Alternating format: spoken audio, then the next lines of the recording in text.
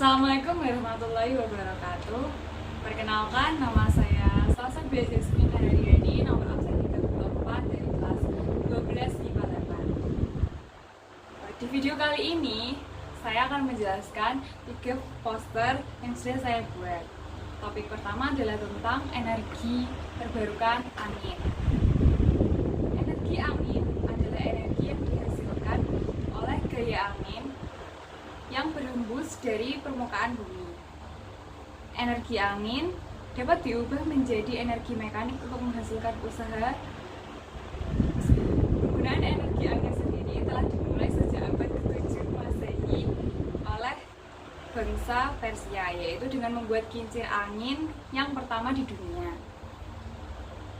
Kincir angin merupakan alat yang mampu memanfaatkan kekuatan angin untuk diubah menjadi kekuatan mekanik. Melalui proses tersebut dapat memenuhi berbagai kebutuhan manusia seperti pembangkit listrik, memompa air untuk mengairi sawah, dan mengeringkan hasil panen. Pengembangan potensi listrik tenaga angin di Indonesia saat ini belum menjadi fokus pemerintah. Walaupun Indonesia sendiri punya lahan yang luas. Apa penyebabnya? Berdasarkan artikel yang saya baca, di Indonesia sendiri itu karena ada di garis khatulistiwa, jadi kecepatan angin yang ada itu seringkali berbelok dan tidak konstan. Juga wilayah-wilayah yang punya kecepatan angin di atas 5 meter per detik tidak banyak, hanya di sekitar pantai selatan, NTT, NTB itu pun tidak konstan. Jadi kalau mau mengembangkan PLTP, hal-hal seperti itu tadi perlu menjadi perhatian. Sebagai generasi muda, karena itu kita perlu mengoptimalkan penggunaan energi angin semaksimal mungkin. Karena batu bara yang sedang kita gunakan ini adalah energi yang tidak dapat terbarukan dan akan habis bila kita gunakan ini terus-menerus. Jadi, ayo optimalkan penggunaan energi angin agar ketersediaan energi listrik tetap terjaga di masa depan. Selanjutnya adalah poster tentang air. Di negara Indonesia, sumber daya air adalah kekayaan alam yang dikuasai oleh negara dan dimanfaatkan untuk kesejahteraan rakyat. Sumber daya air sangat dibutuhkan oleh setiap makhluk hidup demi kelangsungan hidupnya. Oleh sebab itu, pemanfaatan sumber daya air harus dilakukan dengan bijak.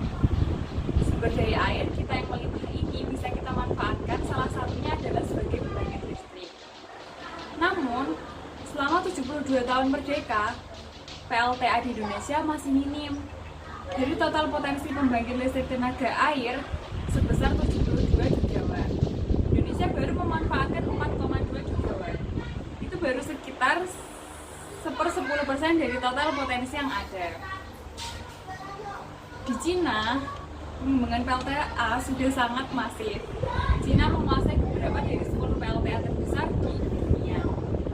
Bahkan PLTA di dunia yakni Three Gorges Dam berkapasitas 22,5 gigawatt berada di Cina. Sementara PLTA di Indonesia masih berkapasitas puluhan megawatt. PLTA merupakan proyek pembangkit tenaga air dengan kapasitas di atas 10 MW. Jika di bawah itu, namanya proyek mikro hydropower dan pico hydropower. Lantas, apa saja penyebab belum berkembangnya pembangunan PLTA di Indonesia? Menurut artikel yang saya baca, faktor penghambatnya adalah permodalan. Saat ini, rata-rata pembiayaan dari bank sekitar 7 tahun, padahal proyek-proyek konstruksi seperti PLTA ini rata-rata payback periodnya sekitar 15 tahun. Penghambat lainnya yakni faktor alam. Rata-rata potensi PLTA berada di atas pegunungan atau daerah yang sulit dijangkau. Untuk membangunnya, bahkan butuh ratusan kilometer untuk membuka jalan menuju site lokasi. PLTA sendiri berbeda dengan pembangkit listrik energi terbarukan lainnya, sebab tidak bisa diaplikasikan secara sama di tempat lain. PLTA merupakan proyek yang pembangunannya bergantung sama alam. Penghambat selanjutnya yakni regulasi. Saat ini, pemerintah memang sedang menggencarkan pembangunan energi listrik dari energi baru dan terbarukan. namun sejumlah aturan turunannya ada yang belum sinkron. Padahal proyek listrik ini memberikan dampak keekonomian untuk masyarakat. Nah, untuk itu sebagai generasi muda kita perlu mengoptimalkan penggunaan air sebagai energi alternatif semaksimal. Usul yang terakhir adalah tentang energi matahari. Memanfaatkan energi matahari sebagai sumber energi alternatif untuk mengatasi krisis energi khususnya minyak bumi yang terjadi sejak tahun 1970-an mendapat perhatian yang cukup besar dari banyak negara di dunia. Di samping jumlahnya yang tidak terbatas, pemanfaatannya juga tidak menyebabkan polusi yang dapat merusak lingkungan. Salah satu manfaat cahaya matahari adalah dapat dikonversi menjadi listrik dengan menggunakan teknologi sel surya. Potensi energi surya di Indonesia sangat besar, yakni sekitar 4,8 kWh per meter kuadrat atau setara dengan 112.000 gigawatt peak. Namun, yang sudah dimanfaatkan baru sekitar 10 megawatt peak.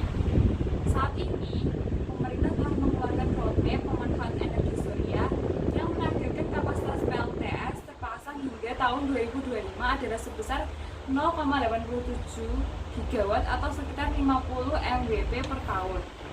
Jumlah ini merupakan gambaran potensi pasar yang cukup besar dalam pengembangan energi surya di masa mendatang.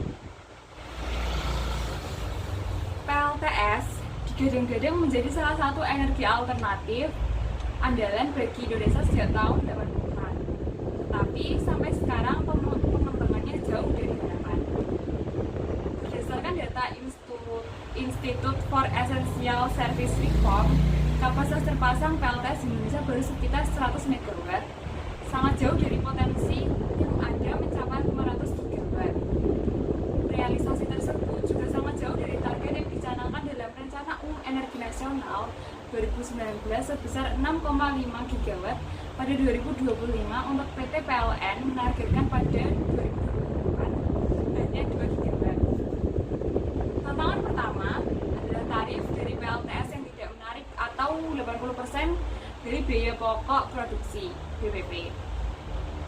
Selain itu, suku bunga bank lokal ke pengembang masih tinggi, antara 10% hingga 15%, serta tingginya syarat tingkat komponen dalam negeri. Selain itu, skema build, own, operate, transfer juga masih menjadi isu utama, serta adanya alokasi risiko yang tidak seimbang. Semua risiko dalam pembangunan PLTS itu yang menyebabkan biaya yang harus dikeluarkan untuk penyediaan PLTS sangat tinggi di Indonesia. Pemerintah Indonesia sudah sewajarnya memberikan beberapa insentif serupa jika ingin PLTS tumbuh, seperti penyediaan lahan untuk proyek PLTS, menurunkan suku bunga, serta relaksasi syarat TKDN.